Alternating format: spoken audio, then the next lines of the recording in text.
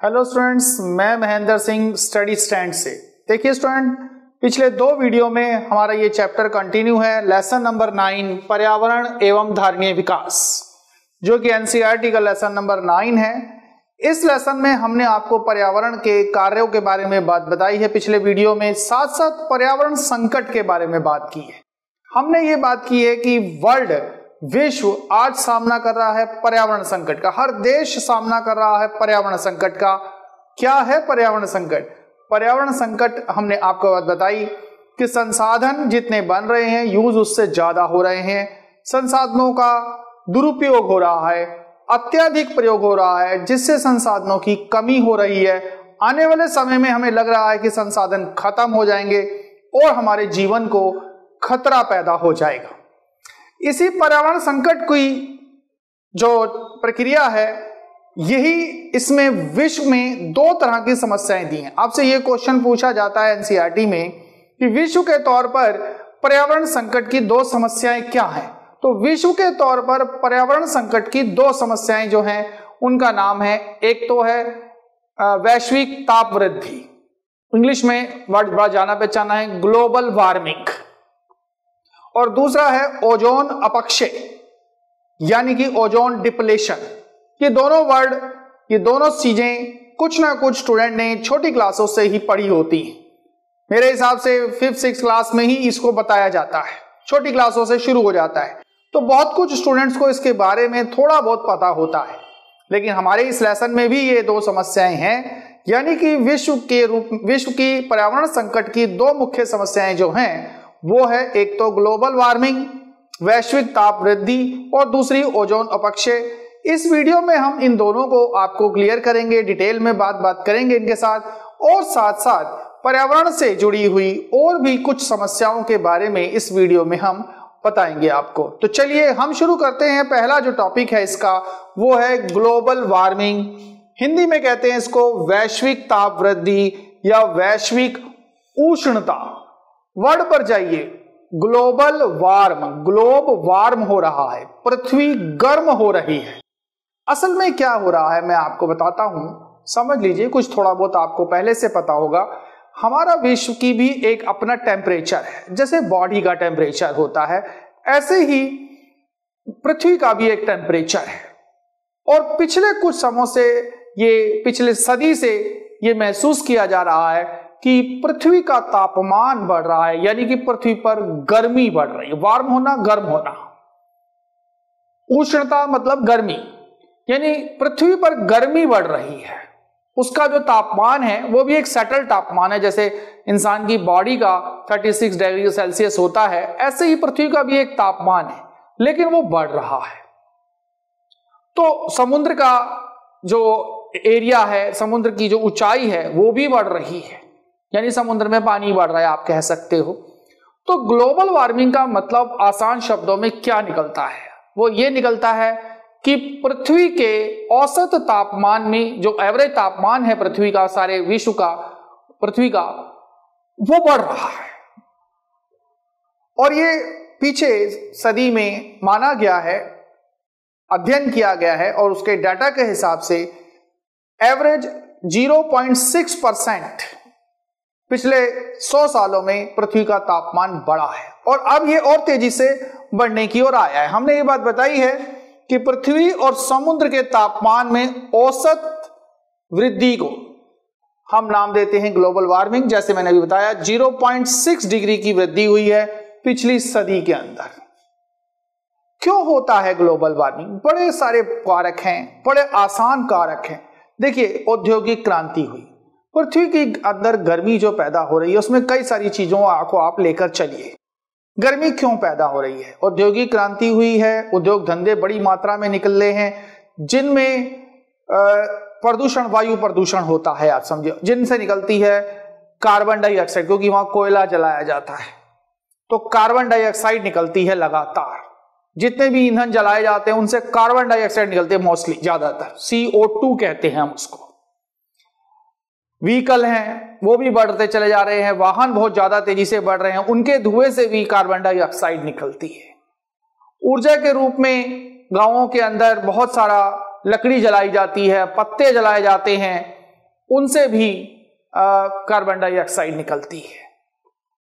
और बहुत सारी चीजें हैं जिनसे कार्बन डाइऑक्साइड निकलती है जो कि बहुत गर्म होती है।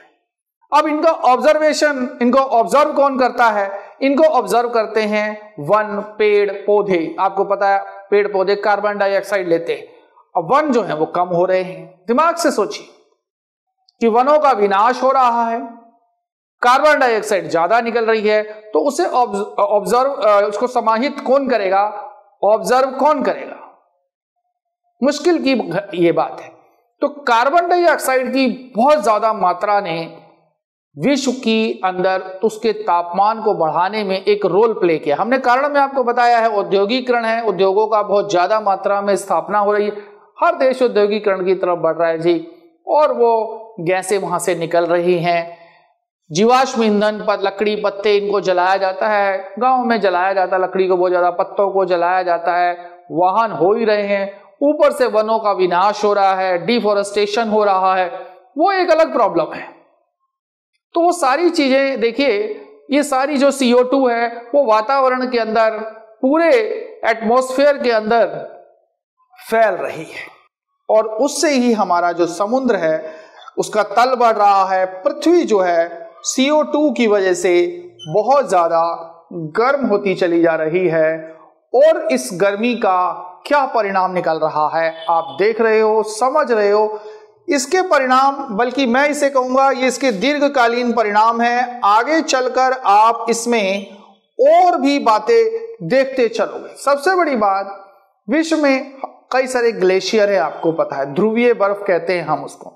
ग्लेशियर हमारे तापमान को, गर्म और ठंडे को सेटल रखते हैं, लेकिन क्या है कि गर्मी बढ़ने से उन ग्लेशियर को जो मेल्ट होना है, पिघलना है, वो तेज हो गया है। पिघलते तो थे, वो एवरेज पिघलते थे, फिर जम जाते थे। अब क्या हो रहा है कि मेल्टिंग तेजी से हो रही है, पिघल रहे हैं तेजी के साथ। अब वो ज्यादा पिघलेंगे, जितना ग्लेशियर पिघलेगा वो किस में आएगा, वो सारा समुद्र में आएगा, और उसका समुद्र का जो तल है वो बढ़ेगा। हम सुनते हैं बड़ी सारी जगहों पर कि बहुत सारा एरिया पानी में समा गया। कैसे हो रहा है? जब समुद्र का पानी बढ़ेगा तो जमीन घेरेगा। कई जगह श्रीलंका है, द्वीपीय देश जितने हैं, हो सकता है आने वाले कुछ सालों में उनमें से बहुत सारे द्वीप खत्म हो जाएंगे, क्योंकि पानी का लेवल बढ़ेगा तो वो द्वीप खत्म हो जाएंगे, और देशों में भी खतरा पैदा होगा। ये माना जा रहा है कि कई कई इंच पानी जो है वो बढ़ चुका है, क्योंकि मेल्टिंग तेजी से हो रही है, ध्रुवीय बर्फ तेजी से हो रही है। इसके अलावा तापमान गड़बड़ होने की वजह से कई जगह पर बरसात तेज हो रही है, कहीं गर्मी ज्यादा पड़ रही है, कहीं सर्दी ज्यादा पड़ रही है, तो अनबैलेंस पर्यावरण का जो संतुलन है वो बिगड़ा है। लेकिन दीर्घकालीन परिणाम के रूप में हम देख रहे हैं कि बर्फ के जो मेल्ट होने हैं तो उससे समुद्र तल बढ़ गया है, बाढ़ का प्रकोप बढ़ गया है, पानी एकदम से आ जाता है, बाढ़ आ जाती है, मुश्किल खड़ी होती है। और सबसे बड़ी बात, अगर ये ध्रुवीय बर्फ मेल्ट हो गई तो पानी कहां से मिलेगा? सोचिए, सबसे बड़ा संकट हमारे जीवन पर है कि पीने के पानी की समस्या हो जाएगी। सारी बर्फ पिघल गई तो पीने का पानी कहां? समुद्र का पानी तो पीने लायक है नहीं है। यही ध्रुवीय बर्फ हमारे काम आती है पीने के पानी के रूप में। तो बर्फ मेल्ट हो रही है, वो दिक्कत है, पानी की कमी हो जाएगी, बाढ़ की समस्या पैदा हो जाएगी, और जीवन खतरे में आ जाएगा। तो विश्व के सामने आज चिंता का जो विषय है, जो सबसे बड़ी वैश्विक समस्या है, वो है ग्लोबल वार्मिंग। हमारा ग्लोब गर्म हो रहा है लगातार। इसीलिए कह सकते हैं हम कि ये समस्या मानव जीवन के लिए एक खतरा बनकर सामने आ रही है। कोशिशें कर रही है सरकार ग्लोबल वार्मिंग को कंट्रोल करने के लिए, इसीलिए लगी हुई है कि ज्यादा से ज्यादा हो सके तो वैश्विक ताप वृद्धि को जहां तक हो सके रोका जा सके। तो ये एक मुख्य समस्या है आज की पर्यावरण संकट से जुड़ी हुई। दूसरी जो समस्या है वो है ओजोन अपक्षय। ओजोन क्षय भी कह सकते हैं आप इसको, ओजोन अपक्षय भी कह सकते हैं, ओजोन डिप्लेशन इंग्लिश में कहते हैं इसको हम लोग। ओजोन क्या है? ये हमारे वातावरण में, हमारी पृथ्वी के ऊपर एक समताप मंडल है, कुछ भी कहिए आप उसको साइंटिफिक ज्योग्राफिकल वे में, एक पूरी एक लेयर बनी हुई है एक, जिसका नाम है ओजोन लेयर। अब ये नेचुरल है, प्रकृति की देन है कि इसको समझिए किसी ने भी बनाया है, पर्यावरण ने बनाया है, जिसने भी बनाया, ये एक लेयर है और इस लेयर का काम है हमारे पृथ्वी पर पड़ने वाली यूवी किरणों, जिसको हम कहते हैं तरंगे जो आती हैं, सन सूर्य से निकलने वाली जो तरंगे हैं, अल्ट्रावायलेट तरंग रेज हैं, यूवी तरंगे बोलते हैं हम इनको। तो यूवी जो रेजेस हैं वो हमारे जमीन पर जो सूरज से निकलती हैं, जब जमीन पर आती हैं तो ओजोन परत से छन कर आती हैं, जो कि मैं आपको बता दूं यूवी किरणें बहुत खतरनाक होती हैं। अगर वो मानव शरीर पर डायरेक्ट पड़े तो एकदम से त्वचा जल भी सकती है और उस पर अभी आगे हम बताने वाले हैं कि जैसे कि अगर लगातार वो पड़ती रहे तो त्वचा कैंसर भी हो सकता है, स्किन कैंसर हो सकता है। पेड़ पौधों को भी खतरा है, उनके ऊपर अगर ये तेजी के साथ पड़े, लगातार पड़े तो वो भी, उनका जीवन भी खत्म जल्दी हो जाएगा। तो ये भी एक खतरा है। अब ओजोन परत का काम क्या है? ओजोन परत का काम है उन यूवी रेज के इंपैक्ट को वो कम कर, जब वो उससे पार होती हैं, उसके बीच में से निकलती है तो छननी, एक तरह से ओजोन परत पर्यावरण की छननी है जो यूवी किरणों को छान कर भेजती है, उसके इफेक्ट को कम कर देती है और वो हमें फील कम होती हैं। उनका इंपैक्ट, जो बुरा इंपैक्ट है वो हम पर नहीं पड़ता है या कम पड़ता है। तो हमारे समताप मंडल के अंदर जो ओजोन है वो बहुत परत जो है बड़ी इंपॉर्टेंट है, लेकिन हुआ ये है कि इस ओजोन की मात्रा में, ओजोन जो परत की मात्रा है वो कम हो रही है, टूट रही है कई जगह से। मैंने आपको बताऊं, पतली हो रही है, टूट रही है ये परत। ऐसा कैसे हो रहा है कि ये परत घट रही है?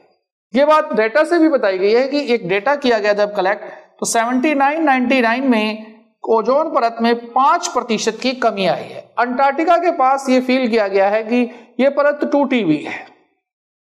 तो इस ओजोन परत का जो इंपैक्ट आया है, कम होने का जो इंपैक्ट आएगा, आपको मैंने बताया कि अगर ये किरणें लगातार निरंतर आएंगी तो लोगों को त्वचा कैंसर हो सकता है, मानव को त्वचा कैंसर का खतरा पैदा हो जाएगा, पेड़ पौधे मुरझा जाएंगे, नुकसान हो जाएंगे, जल्दी खत्म हो जाएंगे, मर जाएंगे कह सकते हो आप इनको। तो हमारा जीवन कैसे चलेगा? कैंसर खतरनाक बीमारी है, पेड़ पौधे खत्म हो जाएंगे। तो विश्व के लिए चिंता का एक विषय और ये है कि ओजोन परत कम हो रही है। क्यों कम हो रही है, कैसे कम हो रही है? ये इसके लिए उत्तरदायी हैं ठंडे उपकरण जैसे एसी और आपका रेफ्रिजरेटर, फ्रिज। एसी, फ्रिज, जितनी भी चीजें ऐसी हैं जो ठंडा करती हैं, उनसे गैस निकलती है खास तरह की जिसका नाम क्लोरीन है, बैरोमीन है, CFC गैस कैसे कहते हैं इनको।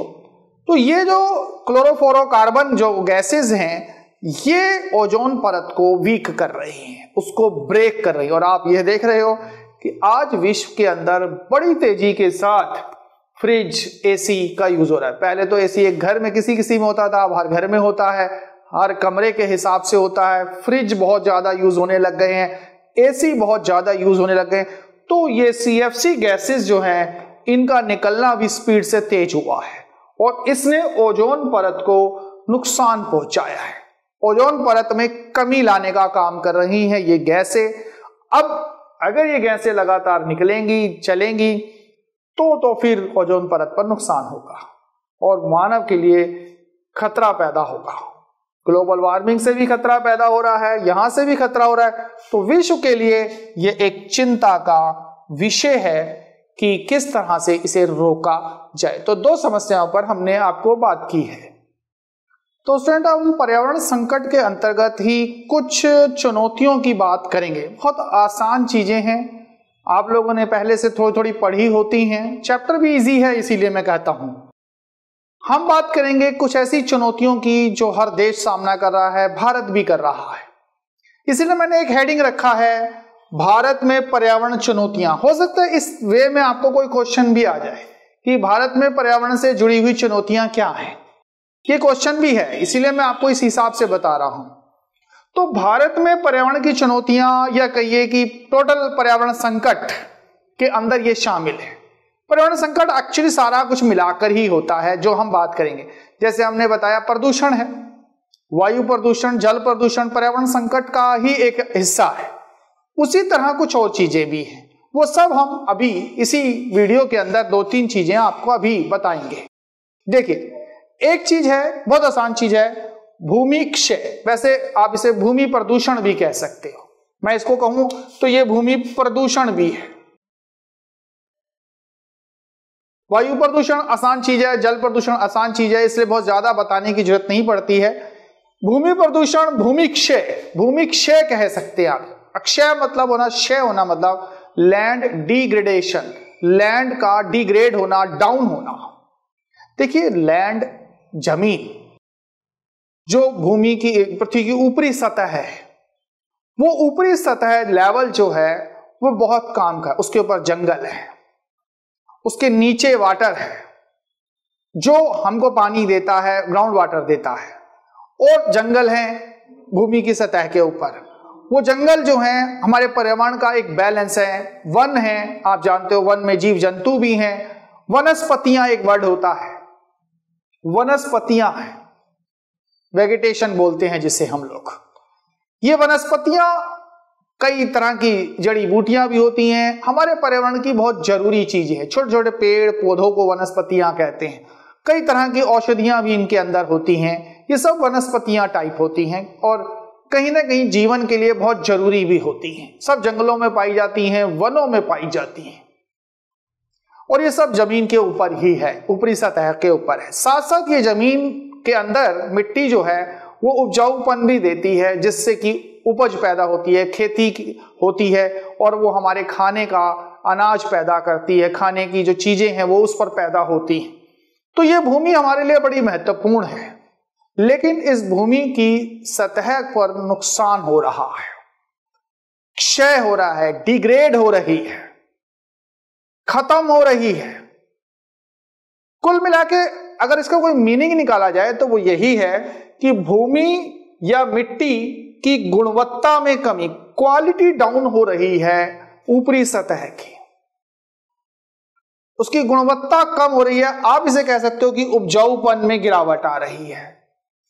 आप देख ही रहे हो, सुनते होगे आप लोग की कह रहे हैं कि भूमि का उपजाऊपन कम होता चला जा रहा है, उसमें पैदावार कम होती जा रही है। ये जो मरुस्थल बने हैं, ये मरुस्थल क्या है, पहले यहां भी उपजाऊ भूमि थी, लेकिन कुछ कारणों से, जैसे हम यहां अभी बताएंगे, वो जगह उपजाऊपन खत्म हो गया, वहां पर बंजर हो गई हैं कई जमीनें बंजर भी आपने सुना होगा कि कई जमीनें बंजर हो गई हैं। तो ये क्यों हुई हैं? कहीं ना कहीं उसके लिए जिम्मेदार है भूमि क्षय, भूमि प्रदूषण जो हम कर रहे हैं लगातार, वो उसी की वजह से है। साथ साथ वनस्पतियों, जल वनस्पतियों का भी नुकसान हो रहा है। जो भी भूमि पर वनस्पतियां पाई जाती हैं, पानी की वनस्पतियां हैं, जो कुछ भी हैं, उन वनस्पतियों का नुकसान हो रहा है। किसकी वजह से हो रहा है, क्यों हो रहा है? बहुत आसान चीजें हैं, डिटेल में बहुत ज्यादा करने की जरूरत नहीं है हमको, लेकिन हम आपको बात बता सकते हैं जो आपको दिमाग में रखनी है हल्की हल्की। जैसे कारण के रूप में हम देखें, वन विनाश से वनस्पतियों को नुकसान। अब वन, ये तो आप जानते हो कि वन कट रहे हैं, कटाई हो रही है, लगातार हो रही है। कारण बहुत सारे अलग अलग हैं। वनों की कटाई में जब वन ही खत्म तो वनस्पति कहां से रहेगी? जो कीमती वनस्पतियां हैं, बहुमूल्य वनस्पतियां हैं, पेड़ पौधे हैं, छोटे छोटे होते हैं बहुत सारे। आप देखते हो कई सारी दवाइयों में भी उनका यूज होता है, आयुर्वेदिक दवाइयों में उनका यूज होता है। जंगल खत्म तो वनस्पति खत्म। समझिए, वनों की लगातार कटाई ने उन वनस्पतियों को नुकसान पहुंचाया है। कई तो खत्म ही हो गई, मतलब अब एंड हो गई है। जैसे कई जानवर खत्म हो गए, कैसे कई पक्षी खत्म हो गए, ऐसे ही समझ लो कई वनस्पतियां खत्म हो गई, क्योंकि जंगल नहीं तो वनस्पति नहीं, और वन तो कट ही रहे हैं, ये आप जानते हो। कई लोग इसको कह सकते हैं कि वन विनाश हो रहा है, बिल्कुल सही बात है। अगला टॉपिक भी हमारा ऐसा ही है। दूसरी चीज है अत्यधिक चराई। अब देखो, गांवों के आसपास, जंगलों में, घरों में, गांवों में, ग्रामीण क्षेत्रों में लोगों के पास जानवर होते हैं, भेड़, बकरियां, गाय, भैंस। अब वो क्या सोचते हैं, देखो वो गरीब होते हैं, वो अपने पशुओं को क्या करते हैं, चराई के लिए जंगलों की तरफ छोड़ जाते। अब जंगल जो घास चरते हैं, जानवर कहते हैं हम, घास के साथ साथ कई कीमती पौधे भी चर जाते हैं, वनस्पतियां चर जाते, खत्म। और ज्यादा हो रहा है। अब देखो पशुपालन भारत में बढ़ रहा है, गांव में ही होता है ज्यादातर पशुपालन। गांव के लोग वैसे चारे का इंतजाम ज्यादा कर नहीं पाते, जंगलों की तरफ छोड़ देते हैं, तो जंगल के जंगल खा जाते हैं जानवर, तो कीमती वनस्पतियों का भी नुकसान होता है। इसके अलावा जंगलों में आग लगती रहती है, आप समझते हो, जहां में समय समय पर जंगलों में आग लगती है। आपने सुन रहे होते हो, कभी ऑस्ट्रेलिया में आग लगी, कभी कनाडा में आग लगी, कभी अमेरिका के जंगलों में आग लगी, ये सुनते रहते हो। इन आग लगने की जो समस्याएं हैं वो अलग है, लेकिन सोचिए कि पूरा का पूरा जंगल जल जाना, तो कीमती पेड़ पौधे वनस्पतियां सब जल जाती हैं, और जो भूमि की ऊपरी सतह है उसका उपजाऊपन भी खराब हो जाता है, वो जगह खत्म हो जाती जलने से। जब मिट्टी जल गई पूरी की पूरी, तो मिट्टी के अंदर पाया जाने वाला सब कुछ खत्म हो जाता है, ये सब चीज। इसके बाद आप देख रहे हो कि आज होता रहा है पुराने समय से कि जलाने के लिए लकड़ी का प्रयोग होता है। गांवों के अंदर गरीबी बहुत होती है, गरीब परिवार अपनी जरूरतों के लिए जंगल काटते हैं ऊर्जा आपूर्ति के लिए, बेच भी देते, लकड़ी बेचने का काम करते हैं, जलाते हैं अपने घर के अंदर खाना बनाने के लिए। नुकसान क्या है आप समझिए, नुकसान ये है कि पेड़ जब ज्यादा कटते हैं तो भूमि के अंदर जो उसकी जड़ें हैं वो भी खत्म होती हैं, भूमि का जो उपजाऊपन है वो भी खत्म होता है। भूमि के नीचे पानी का एक स्टॉक होता है, पानी की परत होती है। जब पेड़ नहीं होंगे तो पानी कैसे रुकेगा, पेड़ों की जड़ों के थ्रू पानी रुकता है। तो पेड़ों की लगातार जब कटाई होती है तो नीचे से जंगलों की जड़ें भी खत्म होती हैं, पानी का बहाव भी खत्म होता है, पानी रुकता है। देखिए ये बाढ़ क्यों आने लग गई है हमारे जैसे देशों में लगातार, क्योंकि जंगल साफ कर दिए, जंगलों में पानी रुकता था, पेड़ों के सहारे खत्म हो गया, तो बाढ़ हो जाती है। इसके अलावा भूमि जल, ये देखिए हम लोग भूमि जल का प्रयोग बहुत ज्यादा कर रहे हैं, सबने समरसीबल लगा रखे हैं, बड़ी बड़ी मोटरें लगा रखी हैं। मैंने बताया पानी का दुरुपयोग करते हैं हम लोग। पानी तो चाहिए, औद्योगिक क्रांति है, उत्पादन के लिए चाहिए, घरों में चाहिए, जनसंख्या बढ़ रही है, पानी चाहिए। और पानी कहाँ, प्राकृतिक रूप से तो उतना है नहीं, तो जमीन के नीचे से निकाले जा रहे हैं लगातार, और उससे क्या है जमीन सूख रही है, कई जगह जमीन फट जाती है, नीचे पानी का लेवल बहुत डाउन हो जाता है, तो जमीन की जो उपजाऊ शक्ति है वो तो खत्म होनी है, आप समझिए। और फिर जमीन के नीचे पानी नहीं होगा तो वनस्पतियां कैसे फलेंगी फूलेंगी, वो भी खत्म हो जाती। और सबसे बड़ा कारण आप जानते ही हो, जो सबसे दो बातें हैं कि जमीन का उपजाऊपन क्यों खत्म हो रहा है, मिट्टी की उपजाऊ शक्ति क्यों कम हो रही है, कि लगातार जो खेती की जमीन है वहां पर रासायनिक खादों और कीटनाशकों का प्रयोग हो रहा है। खादें, कीटनाशक जमीन की उपजाऊ शक्ति को खत्म कर रही हैं, खराब कर रही हैं। ये बहुत बड़ा खतरा है।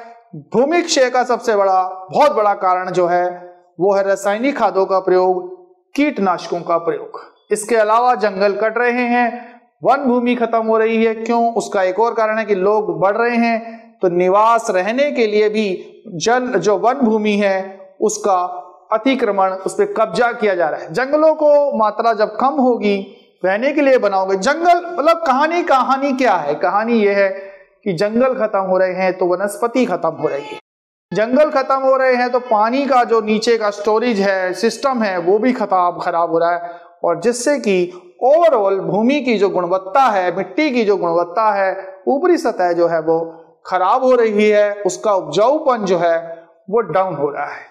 अब इसी से जुड़ा हुआ जो दूसरा टॉपिक है, चुनौती है भारत के अंदर, वो वन विनाश है। आप सोच सकते हो ये दोनों एक ही बातें हैं, लगभग एक ही बातें हैं, भूमि के ऊपर ही वन है। यहां थोड़ा अलग कर दिया जाएगा कि वन विनाश का मतलब क्या है, तो वो ऐसा है, जंगल और वन भूमि का तबाह होना। जंगल के अंदर जीव जंतु हमारे पर्यावरण का एक बैलेंस है। आप समझते हो कि शेर अगर बकरी खाता है, बकरी घास खाती है, तो एक चेन है, वो चेन पर्यावरण का एक संतुलन है।